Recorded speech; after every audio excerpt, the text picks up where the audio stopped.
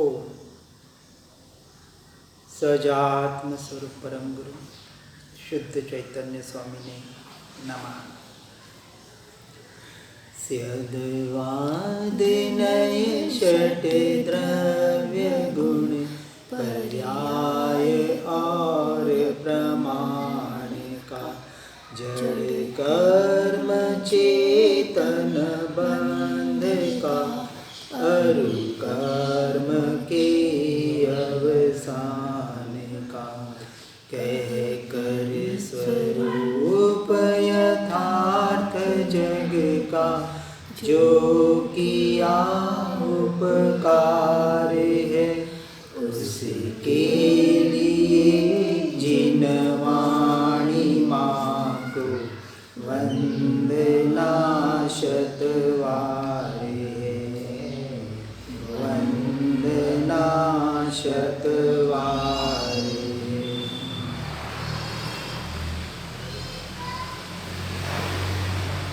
दूसरी गाथा में हमने स्व समय और पर समय की परिभाषा को समझने का प्रयास किया।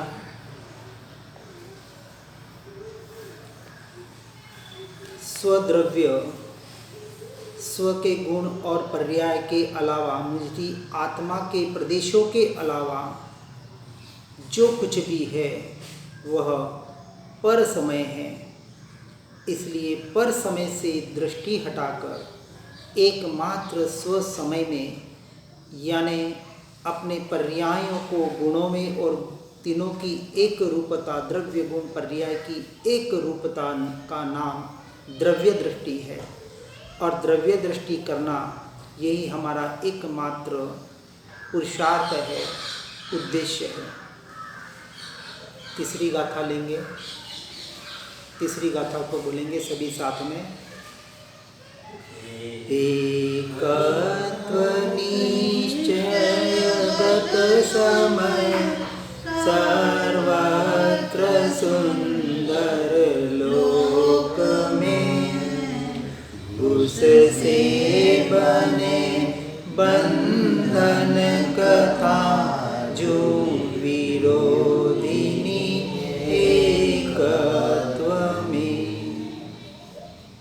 अर्थात एकत्व निश्चय को प्राप्त जो समय है वह लोक में सब जगह सुंदर है। इसलिए एकत्व में दूसरे के साथ बंध की कथा विसंवाद विरोध करने वाली है। इसके भावार्थ को समझते हैं।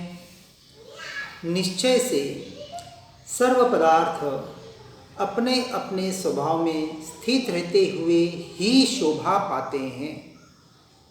बहुत गहरी बात बताई है।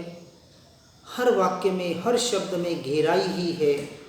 बस उसे सही तरीके से समझकर निरंतर सुनते सुनते, पढ़ते पढ़ते, भाव भाषण करते हुए अपने दृष्टि को अपने स्वरूप की ओर लाने का हमें पुरुषार्थ करना है।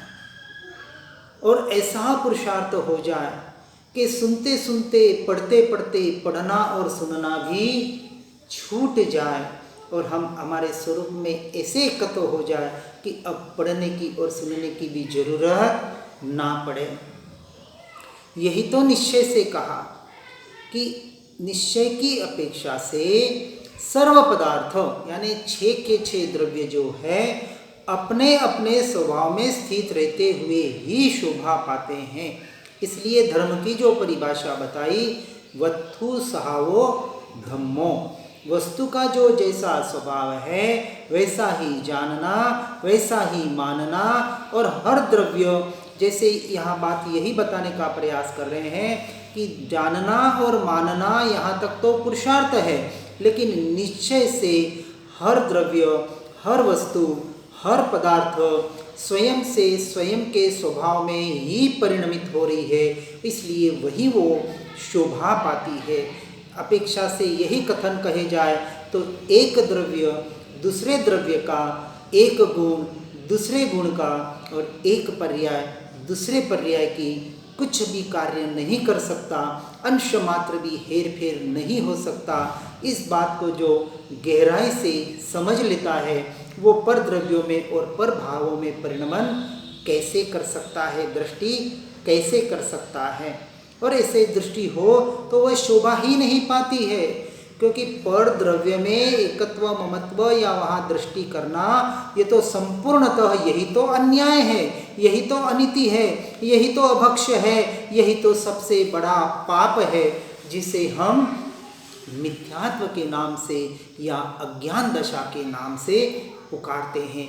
इससे बड़ी अनीति, इससे बड़ा अन्याय, इससे बड़ा अभक्ष्य का सेवन और क्या हो सकता है। व्यवहार से जो भी बाहर से हो हर एक को करना है, परंतु निश्चय के दृष्टि से जब देखें कि पर द्रव्य को हम यहाँ तो कह रहे हैं कि स्वयं से उत्पन्न होने वाली मोह राग द्वेष की मलिन पर्याय जो मुझ आत्मा से ही उत्पन्न होती है वो भी मुझ स्वभाव में शोभा नहीं देती है, तो ये परद्रव्य के परिणमन और परद्रव्यों की पर्याय ये मुझ आत्मा में मैं उसे अपना मानता हूँ, उसमें मैं और मेरापना अनादिकाल से जो स्थित किया हुआ है ये कैसे शोभा दे सकता है, अर्थात अंश मात्र भी शोभा नहीं दे सकता है। ये कहने का तात्पर्य इतना ही है कि ये सुनकर पढ़कर अब हमें क्या करना है कि परद्रव्य और परभावों से दृष्टि हटाकर अब यहाँ ये जो देशना लब्धि फलीभूत उसी को होगी जो इस सुनने और पढ़ने के माध्यम से उस प्रायोग्य लब्धि में आगे बढ़ेगा, यानी अब अपने जीवन में इनके प्रयोग करेगा कि परद्रव्य और परभावों से निरंतर भेद विज्ञान के द्वारा दृष्टि हटाकर अपने स्वरूप में, अपने ज्ञान स्वभाव में दृष्टि स्थिर करने का पुरुषार्थ करेगा। उसे ही यह मार्ग, निश्चय का मार्ग शोभा को पाता है। परंतु जीव नामक पदार्थ की अनादिकाल से पुद्गल कर्म के साथ निमित्त रूप बंध अवस्था है। अब इस बात को भी स्वीकार किया है, यह भी कि असत्य नहीं है, क्योंकि जीव नामक जो पदार्थ है, अब कौन सा पदार्थ है, मैं आत्मा जो जीव नाम का पदार्थ है, इसके साथ अनादिकाल से जिस मिथ्यात्व की वजह से, इस अज्ञान दशा की वजह से, इस दर्शन मोह की वजह से पुद्गल कर्म के परमाणुओं के साथ निमित्त रूप ऐसा बंध अवस्था बंधी हुई है, उससे इस जीव में विसंवाद खड़ा होता है, इसलिए वह शोभा को प्राप्त नहीं होता। अब क्यों न शोभायमान हो रहा है, क्योंकि जीव अपने सत्य स्वरूप को और पर के असत्य स्वरूप को यथार्थ रूप से नहीं जानता है, इसलिए परद्रव्य पर भावों को अपना मानकर निरंतर भाव कर्म, द्रव्य कर्म और नो कर्मों के द्वारा उसमें ही परिणमित हो रहा है, इसलिए वहाँ विसंवाद खड़ा हो रहा है, वहाँ विकल्प खड़े हो रहे, वहाँ आकुलता व्याकुलता खड़ी हो रही है। इस सारे की वजह से जो मूल दुख का कारण है, इसलिए वह हे जीव तुझ में शोभा को यह प्राप्त नहीं होता है, अशोभनीय है, इसलिए ऐसे अशोभनीय वस्तु से हे जीव दूर हट जा। संसार में भी ऐसे कोई अशोभनीय वस्तु हो जो संसारी समाज में नहीं कलपती हो, संसार जिस पे आक्षेप खड़ा करता हो, ऐसे वस्तु से हम हमेशा दूर रहने का या बचने का प्रयास करते हैं। तो हे जीव, ये अशोभनीय वस्तु अब तुझे शोभायमान कैसे लग रही है, इसलिए वहाँ से दूर हटके जो शोभायमान अपनी स्वद्रव्य रूप वस्तु है उसकी तरफ निरंतर दृष्टि करने का पुरुषार्थ कर। इसलिए आगे बता रहे हैं कि इसलिए वास्तव में विचार किया जाए तो एकत्व ही सुंदर है और उससे ही यह जीव शोभा को प्राप्त होता है। इसलिए इस भावार्थ को यहाँ जो बताया गया है श्री समयसार जी की गाथा नंबर 3 में, उसे अमृत चंद्राचार्य टीका के द्वारा विस्तार से बताने का प्रयास कर रहे हैं। उस टीका को हम समझने का प्रयास करते हैं। यहाँ समय शब्द से सामान्यतया सभी पदार्थ कहे जाते हैं, क्योंकि व्युत्पत्ति के अनुसार समयते अर्थात एक ही भाव से एकत्व पूर्वक अपने गुण पर्यायों को प्राप्त होकर जो परिणमन करता है सो समय है। कल हमने दूसरी गाथा में भी समय का अर्थ समझने का प्रयास कराया था अमृतचंद्राचार्य ने। आज उसी को दोहराते हुए कहते हैं कि इस समय शब्द में सभी पदार्थ कहे जाते हैं। 9 पदार्थ कहें या 6 द्रव्य कहें, सभी का समावेश इस समय नाम के शब्द में आ जाता है। और इन सभी का प्ररूपण इस समय सारजी गाथा में किया हुआ है। इसलिए इसे समय का सार यानी सभी पदार्थों का सार जिसमें दिया है, ऐसा सर्वोत्कृष्ट ग्रंथ हमारे हाथ में आया है। उसे समझकर अपने जीवन में उतारने का हमें निरंतर पुरुषार्थ करना है।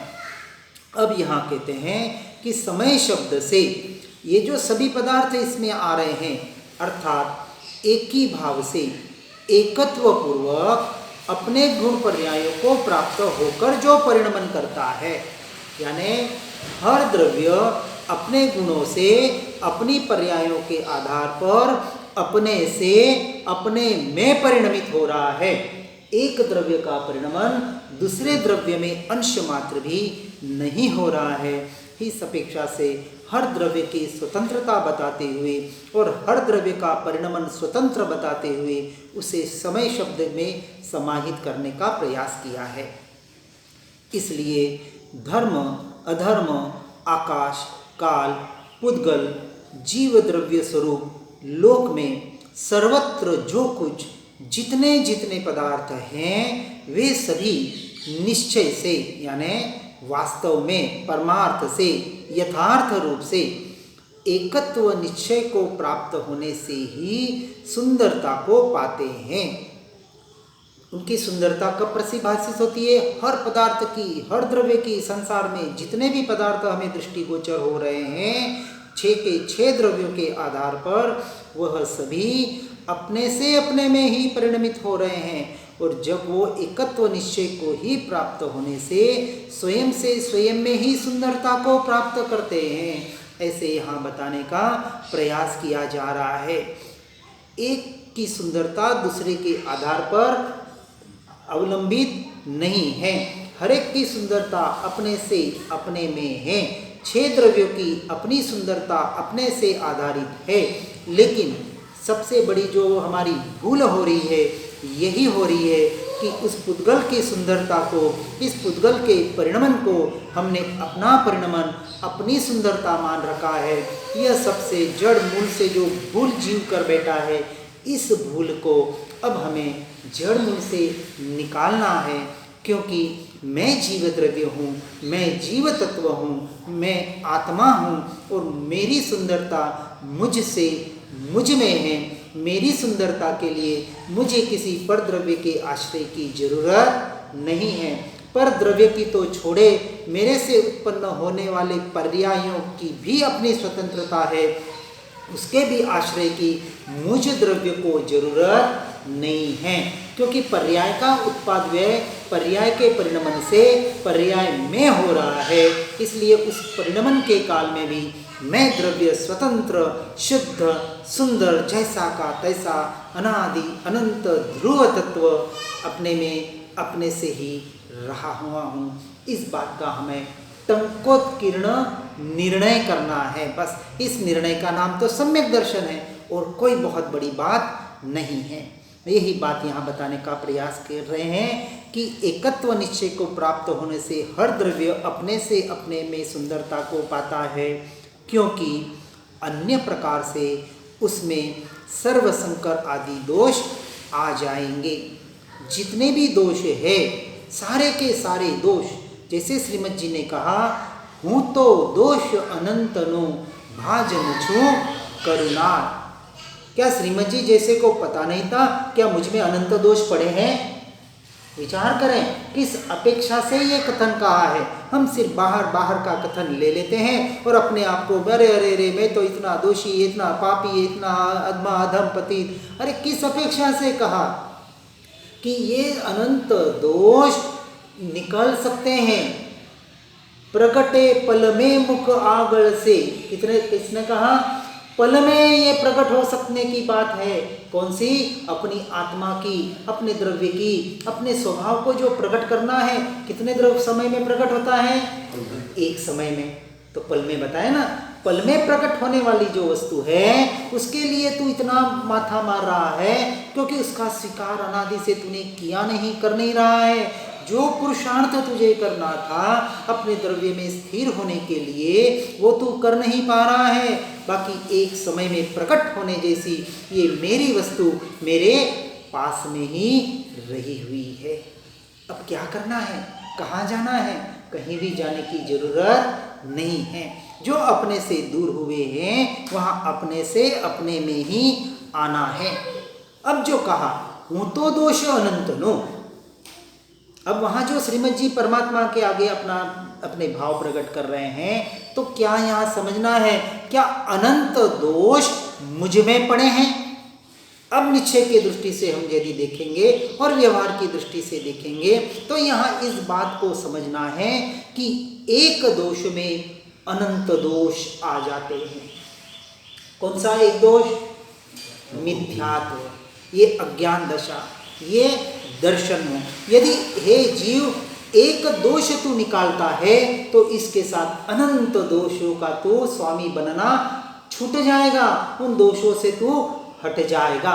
यदि एक गुण तू प्राप्त करता है, यदि सम्यक दर्शन को तू प्राप्त करता है, यदि दर्शन मोह को अपने जीवन से, अपने तत्व से, जड़ मूल से उखाड़ देता है तो इस एक गुण से तू अनंत गुणों का स्वामी बनने का अधिकारी है।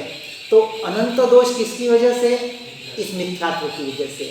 तो और अनंत गुण जो मुझ में रहे हुए हैं किससे प्राप्ति होगे? एक इस सम्यक्त्व से। कितना सरल मार्ग है। अब मैं अधमाधम पति, मैं ऐसा, मैं वैसा अपने आप को हीन दिन क्यों मान रहे हैं?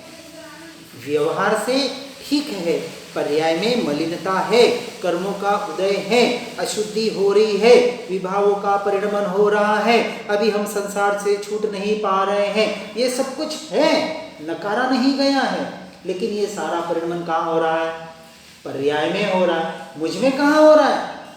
उस पर्याय के परिणमन के काल में अभी अब कर्मों का परिणमन भी पर्याय में नहीं हो रहा है। ये जो परिणमन सारा हो रहा है वो तो बाहर बाहर बाहर परद्रव्य में हो रहा है। कर्म बिचारे क्या करें, क्योंकि कर्म तो जड़ और पुद्गल का परिणमन है और मैं जड़ और पुद्गल स्वरूप को अंश मात्र भी स्पर्शा तक नहीं, तो वो मेरे कैसे हो सकते हैं? तो जब कर्म ही मेरे नहीं है तो उस कर्म को निकालने का भी मैं पुरुषार्थ क्यों करूं? कर्म को निकालना, कर्म को क्षय करना, कर्म की निर्जरा करना, ये पुरुषार्थ नहीं है। समझना बात को बराबर। मुझे कर्मों को निकालना है, दोषों को निकालना है, कषायों को निकालना है, राग को निकालना है, हम उसमें न के मेरे मन को स्थिर करना है। कहीं ना कहीं हम वापस पुद्गल पे काम कर रहे हैं। सारे पुद्गल के परिणमन है, मन अस्थिर है, पुद्गल का परिणमन है, कर्मों के उदय आ जा रहे हैं, कषायें आ रहे हैं, सारे कर्मों के परिणमन है। अब ये कर्मों के परिणमन में भी मैं उपयोग को उनको निकालने के लिए मुझे क्या करना है?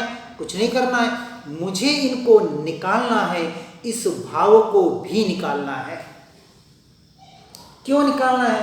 क्योंकि जब जीव स्वयं से अपने स्वयं में स्थिर होता है तो कर्मों की निर्जरा, संवर, जो कुछ भी शास्त्रों में बताया गया है अपने आप घटित होने वाला है। उसके लिए निकालने के लिए आपको कुछ नहीं करना है, मन को स्थिर करने के लिए कुछ नहीं। पूरे जब कोई श्वासों को देख रहा है, कोई मन को देख रहा है, कोई इसी मंत्र यंत्र में स्थिर हो रहा है, सब बाहर और बाहर ही मन की ही प्रोसेस कर रहे हैं। अपने ज्ञान स्वभाव की पकड़ जब तक नहीं होगी। सजानंद गंजी हम्पी के जो बहुत अच्छे युग प्रधान भी कहते हैं वहाँ के लोग कि जो अच्छे आत्मज्ञानी होके गए वो श्रीमद जी के बहुत बड़े भक्त थे। उन्होंने एक बहुत अच्छा शब्द का वाक्य लिखा है, ये जो सारी पकड़ हमने कर रखी है, इन पकड़ों से हम जब तक नहीं छूटेंगे तब तक ये जो परिणमन निरंतर हो रहे हैं उन परिणमन में जीव अनादि काल से ही बाहर और बाहर ही भटक रहा है, इसलिए स्वयं से दूर हो रहा है। तो बाहर निकालने के लिए कुछ नहीं करना है, एकमात्र अपने स्वरूप में, अपने आत्मा में, अपने स्वभाव में स्थिर होने का जो हम प्रयत्न कर रहे हैं, जो प्रयास कर रहे हैं, इसी का नाम सच्चा पुरुषार्थ है। बस यह पुरुषार्थ है, स्वरूप में स्थिर होना। कुछ निकालने की बात यहाँ नहीं है। आपकी निर्जरा जो कुछ भी पर में परिणमन होना है, उसकी योग्यता से, उसकी स्वतंत्रता से, क्योंकि उसका परिणमन स्वतंत्र है। ठीक है, व्यवहार के अपेक्षा से जो भी प्रयोग बताए जाते हैं उनका निषेध नहीं हो रहा है। भूल से भी किसी भी व्यवहार का निषेध मत समझ लेना। यदि इस व्यवहार के आधार पर अब आप अपनी आत्म तत्व की ओर आ रहे हैं तो वो व्यवहार आपको 100% करने योग्य है, साधन रूप है। उस साधन को भूल के भी धर्म मत मान लेना। धर्म तो एक ही है, स्वरूप स्थिरता, आत्म स्थिरता। इसलिए यहाँ जो बताया कि ये जो सर्व संकर दोष आ जाएंगे किससे, कि जिस सुंदरता में जिसकी अपनी अपनी सुंदरता है, यदि वो उसमें एकत्व न करे तो अब विचार करें, क्या 5 द्रव्य अपने स्वरूप को, अपने स्वभाव को छोड़कर क्या किसी पर द्रव्य के कार्य कर रहे हैं? नहीं कर रहे हैं। पांचों के पांचों अजीव तत्व, अजीव द्रव्य जो है वो अपने से अपने में परिणमित हो रहे हैं। जिसका जैसा स्वभाव है, अब जैसे कार्बन वर्गणा कर्म रूप परिणमित हुई, ये उसका स्वभाव है, लेकिन परिणमित क्यों हुई? आत्मा ने यानी मैंने जैसे जैसे भाव किए वैसे वैसे भावों के आधार पर वो कार्बन वर्गणाएं अट्रैक्ट हुई, आकर्षित हुई और वो आत्मा के ऊपर आकर चिपक गई, ऐसे व्यवहार से कहा जाता है। तो कर्मों का क्या दोष उसमें? कुछ दोष नहीं है। तो दोष किसका है? जीव का दोष है, मेरा दोष है। तो अपने दोषों को हमें निकालना है और अपना मेरा दोष इतना ही है कि पर के निमित्त से मैंने अपने भावों को मलिन किया। जो मोह राग द्वेष के भाव हो रहे हैं उन भावों को निकालने का हमें, यदि वहाँ से संक्षिप्त उन वृत्तियों को संक्षिप्त करके बाहर जाती वृत्तियों को यदि हम भीतर लाने का प्रयास और पुरुषार्थ करेंगे तो बाहर पर द्रव्य में कुछ नहीं करना है, न मन को स्थिर करना है, न कर्मों को निकालना है, न और कुछ करना है। तो पूरी प्रक्रिया कहाँ करनी है? स्वयं से स्वयं में करनी है। मेरी मलिन पर्याय है, उस मलिन पर्याय से मैं उस पर्याय को शुद्ध द्रव्य की तरफ कैसे ढालूं, इसका ही हमें पुरुषार्थ करना है। इसलिए कहा हूँ तो दोष अनंत नु।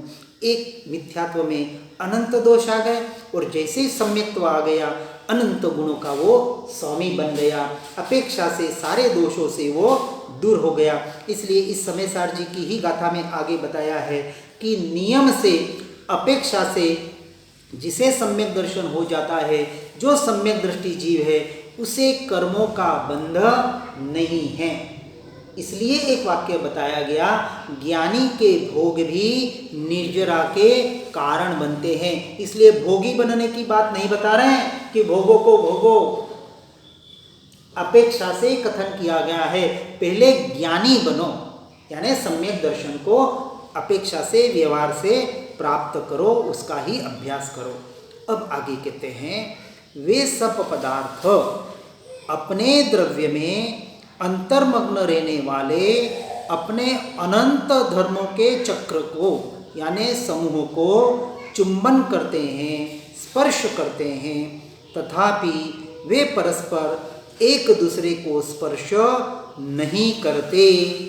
कितनी स्पष्ट बात बता दी। इससे स्पष्ट बात और क्या बता रहे हैं? आगे तो पूरा उसका विस्तार है, अभी तो ये शुरुआत में ही सब कुछ बता दिया। इसलिए ऐसा सर्वोत्कृष्ट ग्रंथ पढ़ना सुनना तो बहुत अच्छी बात है, लेकिन इसको पचाना महा मुश्किल बात है। और जब तक खाया हुआ पचेगा नहीं तो बदहजमी करेगा। इसलिए हमें सही तरीके से, अच्छी तरह से, गहराई से समझकर उस अनुसार अपने जीवन को परिवर्तित करना है, आचरण में लाने का पुरुषार्थ करना है। अब क्या कहा कि सभी पदार्थ 6 के 6 द्रव्य अपने द्रव्य में अंतर्मग्न रहने वाले, अब क्या है, हर द्रव्य यानी पुद्गल भी अपने में ही अंतर्मग्न है, उसका परिणमन उससे अपने में हो रहा है। और यदि ऐसा भाषित हो रहा है कि जीव द्रव्य पर का कार्य कर रहा है, पर को जान रहा है, पर का कर्ता भोक्ता बन रहा है, ये सारी भ्रांति निकालने के लिए इस बात को गहराई से हमें समझना पड़ेगा। तो क्या कहा, हर द्रव्य अपने द्रव्य में अंतर्मग्न रहने वाले अनंत धर्मों के चक्र को यानी समूह को चुंबन करते हैं, स्पर्श करते हैं, और इसी का नाम अनेकांतवाद है। अनेकांतवाद का भी बहुत जने अर्थ गलत निकालते हैं कि अनेक धर्मों की, जो अनेक धर्म यानी जो जितने भी इस संसार में धर्म है, जो धर्म सब में समावित होते हैं, ऐसे कि सर्वधर्म समभाव नहीं, ये बात नहीं बताइए कि सर्वधर्म एक जैसे हैं। व्यवहार से जिन्हें हम धर्म करते हैं, हिंदू, मुस्लिम, सिख, ईसाई, जैन वगैरह आदि, इन सभी धर्मों की यहाँ समभाव या एकरूपता नहीं बताया है। हर धर्म अपनी अपनी अपनी अपनी योग्यता से मत, कुल, परंपरा के आधार पर चल रहा है, लेकिन वहाँ जो मान्यताएं हैं सभी की भिन्न है, सभी की अलग है। वहाँ से हमें दृष्टि हटाकर यहाँ जिस धर्म की बात बता रहे हैं, ऐसा सर्वोत्कृष्ट धर्म यानी स्वभाव का धर्म, वत्थु सहावो धम्मो, जो वस्तु का जैसा स्वभाव है उस धर्म की। और ऐसे कैसे धर्म हैं कि ऐसे अपने अनंत धर्मों को यानी जो उसके अनंत गुण हैं, अनंत गुणात्मक और अनंत पर्यायात्मक, ये जो उसके परिणमन अपने से अपने में हर द्रव्य में हो रहे हैं, इसको अनंत धर्म कहा और इसको अनेकांत मार्ग बताया। और इस अनेकांत मार्ग को समझने के लिए स्याद्वाद शैली का उपयोग किया गया, क्योंकि स्याद्वाद शैली में भेद, प्रभेद, नए, निक्षेप, सप्तभंगी इत्यादि आधार पर, कथनचित के आधार पर, स्यात् अस्ति नास्ति, इस आधार पर इसको समझाने का प्रयास किया गया कि किस अपेक्षा से कहाँ क्या समझना है। और अंत में तो समझना तो एक ही है कि अनंत धर्मात्मक मैं मुझसे मुझ में ही हूँ। अंत में क्या समझना है, यही तो समझना है, और यह समझकर अपने में स्थिर होना है। तो इसका ज्ञान, इसका नाम है सम्यक ज्ञान। और सब ज्ञान बाहर का पाकर स्याद्वाद शैली से उसको समझकर अपने द्रव्य का, अपने वस्तु का निर्णय करना, टंकोत्कीर्ण निर्णय होना, इसका नाम सम्यक दर्शन। और इस सम्यक दर्शन और सम्यक ज्ञान सहित, जैसे कहते हैं कि जब तक सम्यक दर्शन नहीं है तब तक बाहर का कितना भी सम्यक ज्ञान हो वो निश्चय के लक्ष्य से सम्यक ज्ञान नहीं है। पहले सम्यक ज्ञान ही प्राप्त करना पड़ेगा शास्त्रों के आधार पर, सद्गुरु के आधार पर। अब उस सम्यक ज्ञान के आधार पर अपने तत्व का, अपने द्रव्य का जो निर्णय है, टंकोत्कीर्ण निर्णय, जिसे हम सम्यक दर्शन कहते हैं, एक समय में सब घटित होता है। जिस क्षण सम्यक दर्शन प्रकट होता है उसी क्षण वो सम्यक ज्ञान निश्चय से सम्यक ज्ञान कहलाता है। और उसी क्षण ये पर्याय अपने द्रव्य में स्थिर होने की वजह से वहाँ एक समय में सम्यक चारित्र प्रकट होता है। और ऐसे रत्नत्रय के आधार पर अनंत गुणों की जो एक रूपता है वो सारी एक समय में प्रकट होती है। और ऐसे एक समय में अपने द्रव्य का जो टंकोत्कीर्ण निर्णय होता है, उस निर्णय का नाम स्वयं की आत्मानुभूति है। पूरा मार्ग इतना क्लीन एंड क्लियर यहाँ बताने का प्रयास किया है। इसलिए हर द्रव्य अपने को, अपने समूह को ही चुंबन करते हुए स्पर्श करते हैं, तथापि परस्पर एक दूसरे को स्पर्श भी नहीं करते। ऐसे अत्यंत निकट एक क्षेत्रावगाह रूप से तिष्ठ रहे हैं, तथापि वे सदा काल अपने स्वरूप से च्युत नहीं होते। क्या कहा कि ऐसे द्रव्य एक क्षेत्रावगाह होने पर भी, अब जैसे अपन कहते हैं कि ये अग्नि तत्व, 5 तत्व जैसे इस शरीर में है, तो ये 5 तत्व अपने तरीके से अपना परिणमन अपने से अपने में कर रहे हैं। हर तत्व अपना परिणमन अपने से अपने में कर रहा है। अग्नि तत्व वायु तत्व का कार्य नहीं करती है, वायु जल का नहीं करती है, जल पृथ्वी का नहीं करती है। तो सभी का परिणमन अपने से अपने में हो रहा है। जैसे जड़ का परिणमन जड़ में हो रहा है, कर्मों का परिणमन कर्मों में जड़ पुद्गल में हो रहा है। ये मनोवर्गणा, भाषा वर्गणा, कर्मण वर्गणा, औदारिक वर्गणा, जो भी वर्गणाएं हैं अपने से अपने में परिणमित हो रही है। उसी क्षण उसी समय ये जीव द्रव्य, ये जीव की ज्ञान धारा, ये उसका ज्ञान स्वभाव अपने से अपने में परिणमित हो रहा है। इस बात को कि एक क्षेत्रावगाह रहते हुए भी एक द्रव्य यानी जीव और पुद्गल यानी चेतन और जड़ पदार्थ दोनों एक साथ रहते हुए भी एक दूसरे का अंश मात्र भी कार्य करते नहीं हैं, कर सकते नहीं हैं, अत्यंत भिन्न ही है। ऐसे एक क्षेत्रावगाह रूप से तिष्ठ रहे हैं, तथापि वे सदाकाल अपने स्वरूप से च्युत नहीं होते हैं। पररूप परिणमन न करने से अनंत व्यक्तिता नष्ट नहीं होती, इसलिए वे टंकोत्कीर्ण की भांति यानी शाश्वत स्थित रहते हैं। टंकोत्कीर्ण जो कभी मिट नहीं सकता, जिसे हम पत्थर की लकीर कहें या जो भी कहें, कि कभी भी एक द्रव्य दूसरे द्रव्य के परिणमन रूप हो ही नहीं सकता। ऐसा जो टंकोत्कीर्ण के भांति जो ये शाश्वत सत्य है, उस शाश्वत सत्य को जो भीतर से स्वीकार कर लेता है, भीतर से, क्योंकि बाहर से तो स्वीकार बहुत करते हैं। हाँ, सही बात है कि एक द्रव्य दूसरे द्रव्य का कुछ नहीं करता है, जीव द्रव्य पुद्गल द्रव्य का, पुद्गल द्रव्य जीव द्रव्य का कुछ नहीं करता है। क्योंकि बनारसी दास जी की एक जो काव्य है उसके ऊपर श्रीमद जी ने एक पूरा एक पत्र लिखा हुआ है, एक द्रव्य दूसरे द्रव्य का, जो भी वो पूरा काव्य अपन उससे वहाँ समझ सकते हैं। अब यहाँ जो बात बता रहे हैं, इस बात को बहुत गहराई से समझ रहा है कि ऐसा जो शाश्वत स्थित रहते हैं कौन? हर द्रव्य जो ध्रुव तत्व है, पुद्गल में ध्रुव तत्व है, जीव के निमित्त से अपने में ध्रुव तत्व है। अब उस ध्रुवता को हमें पकड़ने का प्रयास करना है, पुरुषार्थ करना है।